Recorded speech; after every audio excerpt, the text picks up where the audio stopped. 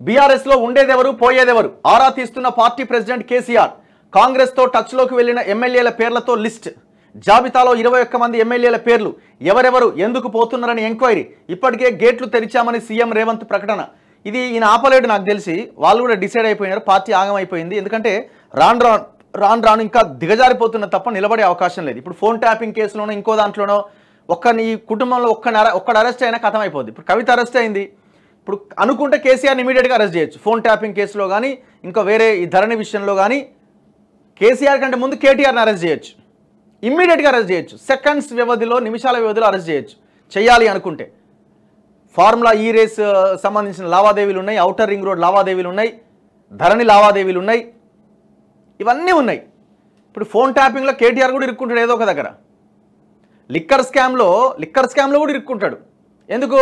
Liquor స్కామ్లో వచ్చిన సంపాదనతో ఇక్కడ ఫినిక్స్ సంబంధించిన వాళ్ళు ఇన్వాల్వ్ అయ్యి భూములు కొన్నారు. ఫినిక్స్ ఎవరిది? కేటీఆర్ బినామీ కంపెనీ. సో ఇందులో ఈ కుటుంబంలో ఇంకొక్కడో ఇద్దరు అరెస్ట్ అయితే కథమే ఈ పార్టీ. సో వాళ్ళందరికీ తెలుసు కాబట్టి దాదాపు ఒక 20 ఆ ముగ్గురు తప్ప అంత రెడీ ఉన్నారు పోవడానికి. ఇక వాళ్ళని చేర్చుకోవడం ఎంతవరకు కరెక్ట్ అనేది మనం ముందు నుంచి క్వశ్చన్ చేస్తూనే ఉన్నాం. దరిద్రం అని కాంగ్రెస్కి కూడా వాళ్ళు వచ్చింది కానీ గేట్లు ఓపెన్ చేసి లోపలికి తీసుకుంటా ఉన్నారు. ఎందుకంటే అంతా ఒకటే కదా దొంగలు. బీఆర్ఎస్ పార్టీలో ఎవరెవరు ఉంటున్నారు, ఎవరెవరు పోతున్నారు అనే దానిపైన ఆ పార్టీ ప్రెసిడెంట్ కేసీఆర్ ఆరా తీస్తున్నారు. కాంగ్రెస్తో టచ్లోకి వెళ్లిన ఎమ్మెల్యేల లిస్టును తయారు చేయించుకొని వాళ్ళు ఎందుకు పార్టీ మారుతున్నారో ఎంక్వైరీ చేయిస్తున్నారు. 26 మంది తమ పార్టీలో చేరబోతున్నారని కాంగ్రెస్ నేతలు బహిరంగంగానే చెబుతున్నారు. బహిరంగంగా ఏంది? మొన్న ఆయన ఎవరు బీర్లాయలే అనే ప్రభుత్వ విప్పు, అంటే ప్రభుత్వం అధికారిక ప్రకటనలు ఏమైనా ఉంటే ఆయన వచ్చి ప్రెస్ మీట్ ముందు చెప్తా ఉంటారు. సో ఆయన ఓపెన్గా చెప్తాను, 26 మంది ఎమ్మెల్యేలు రెడీగా ఉన్నారండి. వై 26 అని ఎందుకు నెంబర్ వస్తున్నది? ఇప్పుడు 38 మంది బీఆర్ఎస్ బలం. ఆ 38 మందిలో టూ థర్డ్ ఎమ్మెల్యేలు కనుక కాంగ్రెస్లోకి వస్తే ఎలాంటి ఎలక్షన్స్ లేకుండా పార్టీని విలీనం చేయొచ్చు. గతంలో కేసీఆర్ ఎట్లాగైతే కాంగ్రెస్ 12 మంది ఎమ్మెల్యేలను తీసుకొని సిఎల్పి విలీనం అన్నాడో, ఇప్పుడు 26 మందిని తీసుకొని బీఆర్ఎస్ఎల్పి విలీనం అంటారు. సో అందుకే వాళ్ళు పక్కా ప్లాన్తో ఉన్నారు. ఇప్పుడు కేసీఆర్ బయటికి లేచి ఇక సర్దుతున్నాడట ఏం చేయాలి ఏందని. ఇగో అయితే కేసీఆర్ తయారు చేయించిన లిస్టులో 21 మంది పేర్లు ఉన్నట్టుగా తెలిసిందట. కేటీఆర్, హరీష్ రావు, కడియం శ్రీహరి, జగదీష్ రెడ్డి, పద్మారావు గౌడ్, జగిత్యాల ఎమ్మెల్యే డాక్టర్ సంజయ్ సహా మరికొంతమంది ఎమ్మెల్యేలు మాత్రమే కాంగ్రెస్తో ఇప్పటివరకు టచ్లోకి పోలేదని బీఆర్ఎస్ నాయకులు చెబుతున్నారు. కేసీఆర్ దగ్గరున్న లిస్టు జగదీష్ రెడ్డి కూడా పోయిండండి. జగదీష్ రెడ్డి కూడా రెడీగా ఉన్నాడు పోవడానికి. కడియం శ్రీహరి కూడా రెడీగా ఉండే మొన్నటిదాకా. ఏముంది ఇలా? ఇవి కూడా పేర్లు. కేసీఆర్ దగ్గర ఉన్న లిస్టులో ముఖ్యమంత్రి రేవంత్ రెడ్డి, మంత్రులను కలిసిన ఎమ్మెల్యేల పేర్లు ఉన్నాయి. నేరుగా ముఖ్యమంత్రినో మంత్రులను కలవకపోయినా కాంగ్రెస్ ఢిల్లీ పెద్దల ద్వారా, ఆ పార్టీ సీనియర్ నాయకుల ద్వారా అధికార పార్టీలో చేరేందుకు చర్చలు జరుపుతున్న ఎమ్మెల్యేల లిస్టు కూడా కేసీఆర్ వద్ద ఉందని ఆయన సన్నిహితులు చెబుతున్నారు. ఒకవైపు బీఆర్ఎస్ నుంచి 16 మంది ఎమ్మెల్యేలను కాంగ్రెస్లో చేర్చుకునేందుకు ఇటు రేవంత్ అటు పార్టీ నుంచి గ్రీన్ సిగ్నల్ వచ్చినట్టుగా ప్రచారం జరుగుతున్నది. హోలీ తర్వాత 2 దఫాల్లో వీరు కాంగ్రెస్ కండువా కప్పుకునేందుకు సిద్ధమవుతున్నారు. మొదటి దఫాలో 5, రెండో దఫాలో 11 మంది చేరుతారనే ప్రచారం నడుస్తున్నది.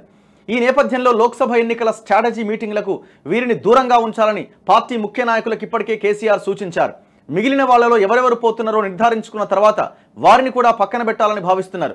లోక్సభ ఎన్నికల ముంగిట ఒకవైపు కవిత అరెస్ట్, మరోవైపు పార్టీ నుంచి వలసలు కేసీఆర్కు తలనొప్పిగా మారినాయి.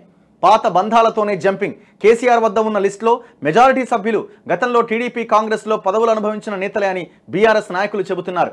బీఆర్ఎస్ గెలిచిన 39 మంది ఎమ్మెల్యేల్లో 11 మంది గతంలో టీడీపీలో పనిచేయగా ఇంకో 13 మంది ఎమ్మెల్యేలకు కాంగ్రెస్తో సంబంధం ఉన్నది.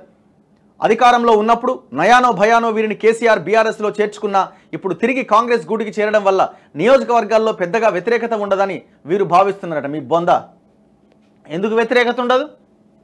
10 ఏళ్లుగా అరాచకం చేసిన వాళ్ళకి 5 ఏళ్లుగా ప్రజల్లో వ్యతిరేకత ఉండదా? ఎందుకుండదు వ్యతిరేకత? చేరిక లాంఛనమే.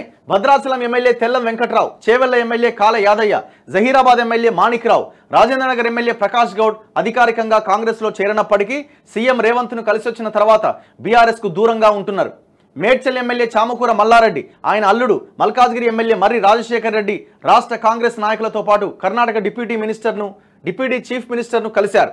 ఎల్బీ నగర్ ఎమ్మెల్యే సుధీర్ రెడ్డి త్వరలోనే సీఎం రేవంత్ను కలుస్తాను అని ప్రకటించారు. మెదక్ పార్లమెంట్ పరిధిలోని ఎమ్మెల్యేలు సునీత లక్ష్మారెడ్డి, కొత్త ప్రభాకర్ రెడ్డి, గూడెం మహిపాల్ రెడ్డి కూడా ఇప్పటికే రేవంత్తో భేటీ అయ్యారు. అయితే తమ నియోజకవర్గ అభివృద్ధి పనుల కోసమే సీఎంను కలిసినట్టుగా వారు చెప్పుకొచ్చారు. ఇలాగే చెప్పిన దానం నాగేందర్ ఇప్పటికే అధికారికంగా కాంగ్రెస్లో చేరిపోయారు. బీఆర్ఎస్ ఎమ్మెల్యేలను కాంగ్రెస్లోకి రప్పించే పనులను ఆ పార్టీ నుంచి వచ్చిన నాయకులకే కాంగ్రెస్ అప్పగిస్తున్నట్టుగా తెలిసిందట. బీఆర్ఎస్ ఎమ్మెల్యేలు కూడా పార్టీలో ఎవరుంటారు, ఎవరు పోతున్నారని తెలుసుకునేందుకు ప్రయత్నిస్తున్నారు. అందరితో పాటు తాము అన్నట్టుగా ఆలోచన చేస్తున్నారట. అయిపోయింది కేసీఆర్ పని, గోవింద. ఈ పార్టీ పని కొలాప్స్ అండి, ఇంక అవకాశమే లేదు. ముఖ్యంగా వాళ్ళు గ్రేటర్ పైన కాంగ్రెస్ స్పెషల్ ఫోకస్ పెట్టిందట. ఎందుకంటే ఇక్కడ చాలా పెద్ద ఎత్తున సీట్లు గెలిచిరు వీళ్ళు. 25 స్థానాలు దాదాపు మొత్తం స్వీప్ చేసింది బీఆర్ఎస్. ఇక మొత్తం 24. గ్రేటర్ హైదరాబాద్ పరిధిలో ఉన్న 24 అసెంబ్లీ నియోజకవర్గాల్లో కనీసం ఒక్క సీటును కూడా కాంగ్రెస్ గెలవలేకపోయింది. 24 సీట్లలో 16 బీఆర్ఎస్, 7 ఎంఐఎం, 1 బీజేపీ గెలుచుకున్నది. హైదరాబాద్, సికింద్రాబాద్, చేవెళ్ల, మల్కాజ్గిరి పార్లమెంట్ పరిధిలో ఈ నియోజకవర్గాలు ఉన్నాయి. లోక్సభ ఎన్నికల్లో ఈ నియోజకవర్గాల్లో కాంగ్రెస్ అభ్యర్థులు గెలవాలంటే ఎమ్మెల్యేల సహకారం తప్పనిసరి అని పార్టీ భావిస్తున్నది. ఈ నేపథ్యంలో సిటీలోని బీఆర్ఎస్ ఎమ్మెల్యేలపైన కాంగ్రెస్ ఫోకస్ చేసింది. హోలీ తర్వాత జరిగే చేరికల కార్యక్రమంలో వీళ్లే ఎక్కువ మంది ఉన్నట్టుగా తెలుస్తున్నది. ఇప్పటికే చేరికలకు గేట్లు తెరిచామని రేవంత్ రెడ్డి ప్రకటించారు. బీఆర్ఎస్ ఎమ్మెల్యేగా ఉన్న దానంను చేర్చుకొని సికింద్రాబాద్ ఎంపీ సీట్ ఇచ్చారు. బీఆర్ఎస్ సిట్టింగ్ ఎంపీ రంజిత్ రెడ్డిని చేర్చుకొని చేవెళ్ల సీటు కేటాయించారు. తమ పార్లమెంట్ పరిధిలోని ఎమ్మెల్యేలను కాంగ్రెస్లోకి తీసుకొచ్చేందుకు ఈ ఇరువురు లీడర్లు లైజనింగ్ చేస్తున్నట్టుగా తెలిసింది. ఈ ఇరువురికి టికెట్లు ఓకే అయ్యే నాటికే పలువురు ఎమ్మెల్యేలు కాంగ్రెస్లో చేరేందుకు గ్రీన్ సిగ్నల్ ఇచ్చినట్టుగా తెలిసింది. ఈ నేపథ్యంలోనే దానం నాగేందర్ పైన అనర్హత పిటిషన్ ఇవ్వడం కోసం సిటీ ఎమ్మెల్యేలు వెళ్లి స్పీకర్ను కలవాలి అని పార్టీ హైకమాండ్ సూచించినా వాడు పెడచెవిన పెట్టినారట. ఇప్పుడు అందుకే చూడండి, ఎవరు వెళ్ళి ఇవాళ హైదరాబాద్లో ఉన్న ఎమ్మెల్యేలు పోయాలి, మేము పోమన్నారట. ఎందుకంటే వాళ్ళు ఆల్రెడీ రెడీ అయిపోయారు కాంగ్రెస్లోకి పోవడానికి. దీంతో ఈయన బంటు ఉన్నాడు కదా, బంటు హుజూరాబాద్ ఎమ్మెల్యే పాడి కౌశిక్ రెడ్డి నేతృత్వంలో స్పీకర్కు ఫిర్యాదు చేశారు. ఈ కార్యక్రమంలో పాల్గొన్న ఎమ్మెల్యేలు బండారి లక్ష్మారెడ్డి, ముఠా గోపాల్, కాలేరు వెంకటేష్ మీడియాతో మాట్లాడడానికి కూడా ఇష్టపడలేదట. ఒక్క కౌశిక్ రెడ్డి మాత్రమే ఆ రోజు మీడియాతో మాట్లాడిన అవతలపడ్డాడు. కథం. వీళ్ళు ఎందుకు మాట్లాడేది వాళ్ళకి ఇష్టం లేదు, వాళ్ళు పోవడానికి రెడీగా ఉన్నారు. మాఫియా అంతా ఒక దగ్గరికి చేరుతున్నది. మాఫియా ఈ ముఠాలన్నీ ఒక దగ్గరికి చేరుతున్నాయి అన్నట్టు. కబ్జాలు, దందాలు. ఇక మీరు మర్చిపోండిగా, ఇప్పుడు ఈ అవినీతి మీద చర్చ, విచారణ అన్నది కూడా బీఆర్ఎస్ని కొలాప్స్ చేయడానికి మాత్రమే. బీఆర్ఎస్ని ఇప్పుడు కేసీఆర్ చేతులు ఎత్తేసి నేను పారిపోతానని దండం మీద నీ కాలు మొక్తా, నేను ఎటన్నా పారిపోతా, మీరు ఈ ఆస్తులు ఈ కథ ఏమన్నా చేసుకోరి అని ఆ కుటుంబం కనుక పక్కకు తప్పుకుంటే ఈ విచారణ మొత్తం గాలికి వదిలేస్తారు. ఇక ప్రజలకు బంచుడు ఇదంతా అన్నది బోగస్, ఇదంతా మర్చిపోండి. నేను మొన్ననే చెప్పిన కదా, ఎలక్టోరల్ బాండ్స్ అంశం తెర మీదకి వచ్చినప్పుడే చెప్పిన, కాళేశ్వరం మీద విచారణ పెద్ద బోగస్. ఆడ ఏటీఎం అని బీజేపీ అంటది, ఈడ మేడిగడ్డ చుట్టూ రేవంత్ రెడ్డి తిరుగుతూ ఉంటాడు. ఇవన్నీ బోగస్. కేవలం ఇదేంటి అంటే బీఆర్ఎస్ అనే పార్టీని లేకుండా చేయడం కోసం జరుగుతున్న ఒక వ్యవహారం తప్ప ఇంకొకటి కాదు. దాంట్లో కాంగ్రెస్ సక్సెస్ అయ్యే అవకాశాలే ఎక్కువగా కనబడుతున్నాయి. ఎందుకంటే ఆ కేసీఆర్ చేసిన అరాచకం కూడా అట్లనే ఉన్నది. ప్రజలు కూడా అదే కోరుకుంటారు. ఈ దరిద్రుడు మళ్ళీ పొరపాటున మళ్ళీ అధికారంలోకి వస్తే ఏనాడైనా మా పిల్లల జీవితాలతో ఆడుకుంటాడు అన్న ఒక ఆలోచనతో ఉన్నారు. వీళ్ళని ఇక్కడి నుంచి తరమడమే బెటర్, కానీ ఈ దొంగలు సంపాదించిన సొమ్ము ప్రజలకు చేరాలి కదా. సో దీని మీద మనం ఫోకస్ చేయాలి.